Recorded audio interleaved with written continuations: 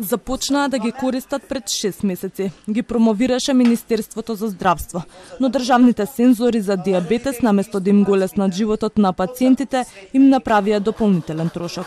Трајноста е многу пократко од предвиденото, вели Костадин Костадиновски, родител на дете со диабетес. Затоа што дозата на трансмитерите побрзо се троши, па тие се приморани приватно да плаќаат, дури и по 100 евра за трансмитер за да работи сензорот 14 дена. И трансмитерот го пуниме и 3 дена трае. Поише не ни траел сензор. А со тие треба 14, ни даваат за 14 дена, значи 12 комада за 6 месеци, а ние фактички ги трошиме за 2 недели. Да, и тоа е приватно што си ги купуваме, тие си тераат. Има убави сензори, 50 евро, и тие си тераат точно 14 дена. Животот со диабет е тежок, додава Костадиновски и вели дека комуникацијата со институциите оди уште потешко. Неговата ќерка Јана веќе 1 година има тип 1 диабет, а бил откриен сосем случајно. Јана, имаш ли проблеми со диабетот или во училиште или? Па немам. Никој не ме навредува, си терам како порано.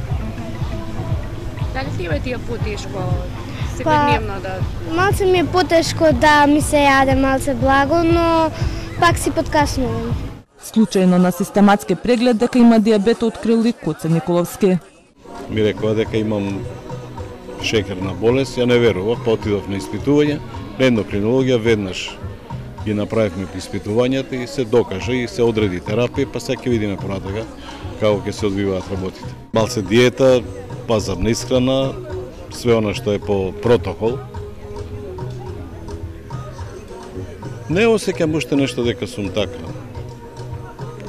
Нешто по-загрозен. Еве сега го мерев 4,2. Се дали сум по терапија, дали пешачењето го прави своето, но држиме колку можеме. Веќе од следната година да нема тендери, туку да се промени модулот со отворен пазар и референтна цена, се со цел младите пред се да бидат здрави и нормално да го живеат животот, порача Димче Велев од Сдруженијето на диабетичари.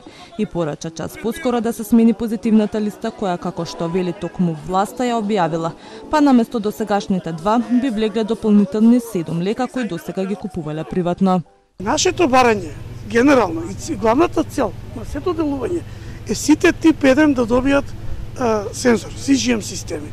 Тип 2 да добијат сите и нова терапија. По повеќе од 5 години откако овие сензори беа барани од родителите на деца со диабет, лани во месец ноември стигнаа на клиниката за детски болести во Скопје. Наместо со класично боцкање, преку овој уред родителите ќе може да ја следат состојбата на децата кои имаат тип 1 диабет. Освен малолетните, овие сензори ги добија и лицата со компликации. Преку едукативен настан за градење на диабетес култура и подигнување на свесноста за тоа како живеат лицата, во градскиот парк во Скопје, во организација на Сдруженијето на диабетичари, граѓаните, но и лицата со тип 1 диабет имаа можност да го измерат шекерот во крвта.